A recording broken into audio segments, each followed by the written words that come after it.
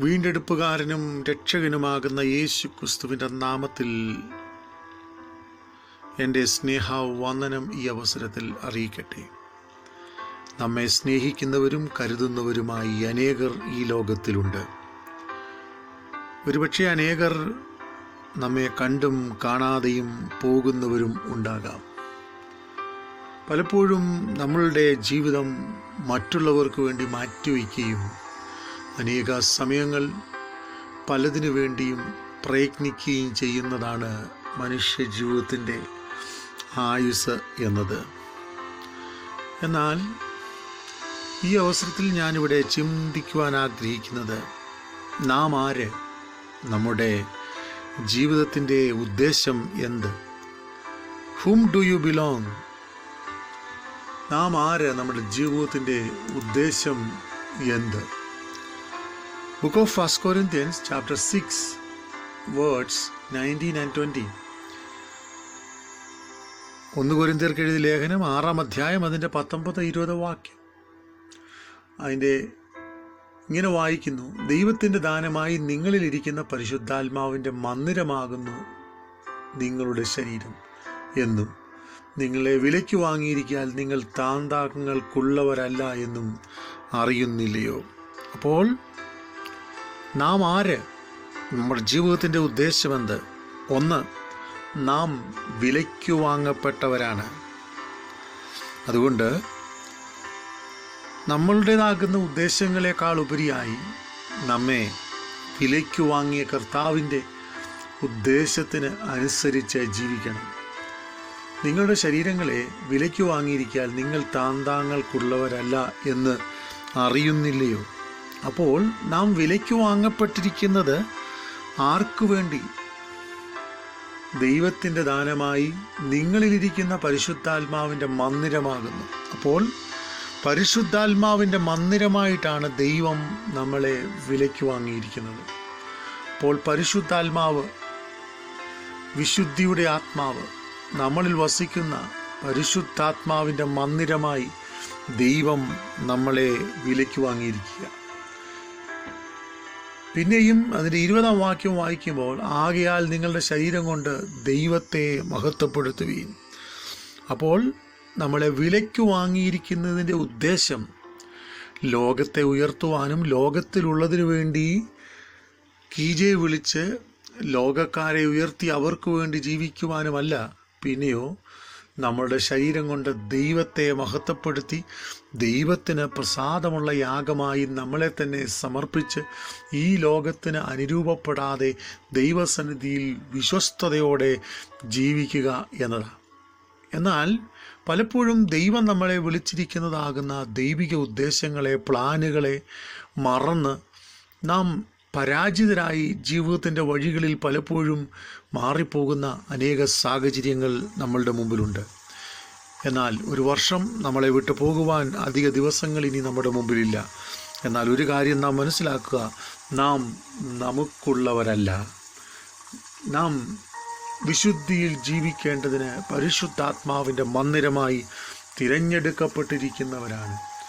അതുകൊണ്ട് നാം എപ്പോഴും ദൈവത്തെ മഹത്വപ്പെടുത്തി ജീവിക്കുക എന്നതിന് പ്രാധാന്യം കൽപ്പിക്കേണ്ടിയിരിക്കുന്നു. 2, ഞാനിവിടെ പറയാൻ ആഗ്രഹിക്കുന്നത്, നാം ആരാണ്? ദൈവത്തിൻ്റെ മക്കൾ.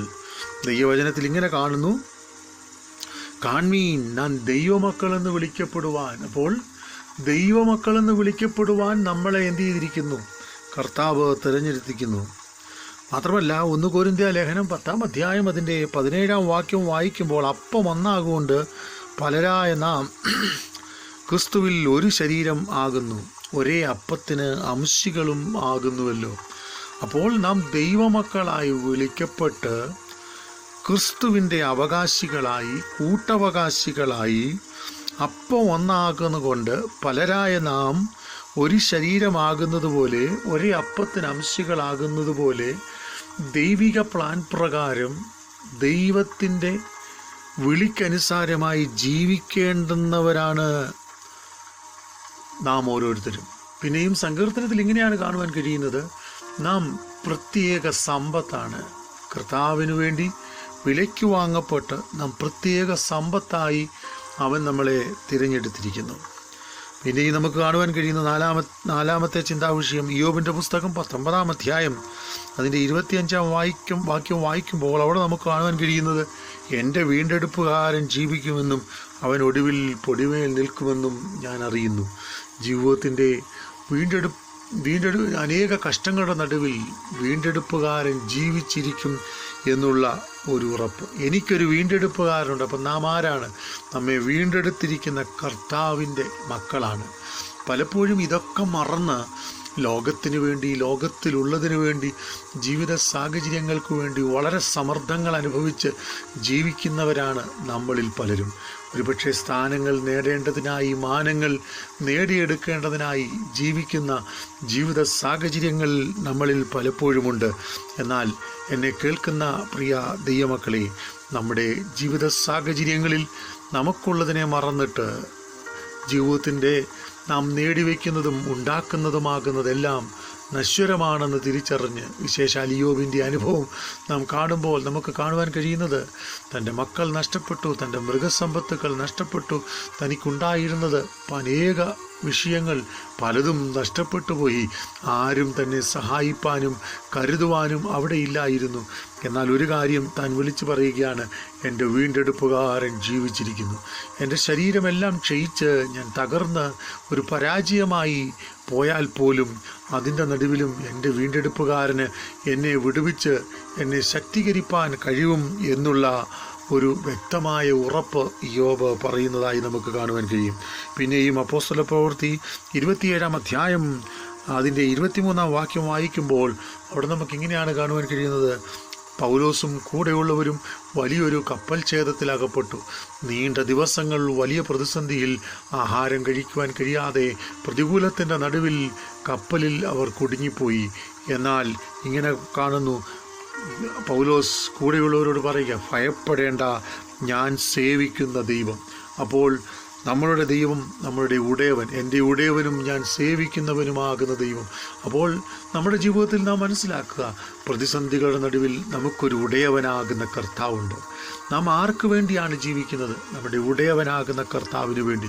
നമ്മുടെ അപകടങ്ങളിൽ നിന്ന്, ആപത്തുകളിൽ നിന്ന്, പ്രതിസന്ധികളിൽ നിന്ന്, കഷ്ടങ്ങളിൽ നിന്ന് വിടുവിക്കുന്ന ഒരു ഉടയവനാകുന്ന ദൈവം നമ്മുടെ മുമ്പിലുണ്ട്. നാം ഈ ജീവിക്കുന്ന കാലയളവ്, പ്രത്യേകിച്ച് COVID-19 ബന്ധത്തിൽ എല്ലാവരും സ്നേഹിക്കുന്നവർ എന്ന് കരുതുന്നവർ, നമുക്ക് വേണ്ടി കരുതാമെന്ന് കരുതുന്നവർ ഒക്കെ പലപ്പോഴും നമ്മുടെ അടുത്ത് പോലും വരുവാനോ അടുത്ത സാമീപ്യം പുലർത്തുവാനോ സഹകരിക്കുവാനോ കഴിയാത്ത ഒരു ജീവിതത്തിൻ്റെ കഷ്ടം നിറഞ്ഞ ഒരു സാഹചര്യത്തിലാണ് നാം ജീവിക്കുന്നത്.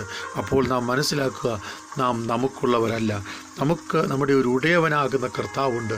അതുകൊണ്ട് എൻ്റെ ജീവിതനാളുകളിൽ എനിക്ക് ദൈവം അവസരം തരുന്ന ജീവിത സമയങ്ങളിൽ എൻ്റെ ദൈവത്തെ പ്രസാദിപ്പിച്ച് വിശ്വസ്തയോടെ സത്യത്തോടെ ഞാൻ ജീവിപ്പാൻ തക്കവണ്ണം എന്നെ തന്നെ ഒരുക്കും എന്നുള്ള പ്രാർത്ഥനയിൽ മുന്നേറുവാൻ സർവശക്തനാകുന്ന ദൈവം നമ്മെ സഹായിക്കട്ടെ. സ്വർഗീയ പിതാവേ, നല്ല സമയത്തിനായി പ്രാർത്ഥിക്കുന്നു. ഈ വചനം കേൾക്കുന്നവർക്കായി സ്തോത്രം. ഞങ്ങൾക്കുള്ളവരല്ലെന്നും ഞങ്ങൾക്കൊരു ഉടയവനാകുന്ന കർത്താവുണ്ടെന്നുമുള്ള ഒരു തിരിച്ചറിവോടുകൂടി വിശ്വാസത്തിൽ, ശക്തിയിൽ, ധൈര്യത്തിൽ ക്രിസ്തുവിനെ പ്രസാദിപ്പിച്ച് ജീവിപ്പാൻ ആവശ്യമായ എല്ലാ അനുഗ്രഹങ്ങളും സ്വർഗത്തിലെ ദൈവം ഞങ്ങളുടെ മേൽ നൽകണമേ. ഇന്ന് പകൽക്കാലം, ഈ രാത്രി, ഈ വചനം കേൾക്കുന്ന നിൻ്റെ പ്രിയപ്പെട്ടവർക്കായി സ്തോത്രം.